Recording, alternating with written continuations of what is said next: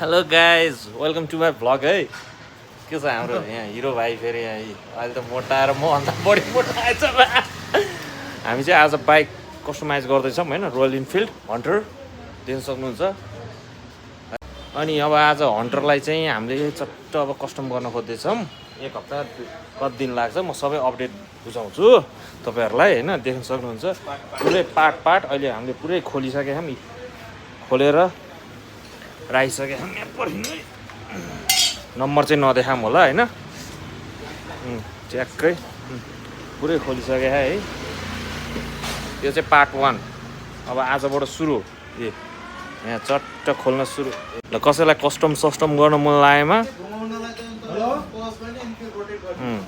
सम्पर्क गर्नु होला है हामी चाहिँ पुरै च्यासिस खोलेर उ गर्दैछौँ है अब यसको अपडेट फोटो हाल्छु म तपाईँहरूलाई कस्तो हुँदैछ यो बाइक है ल फलो गरिरहनु है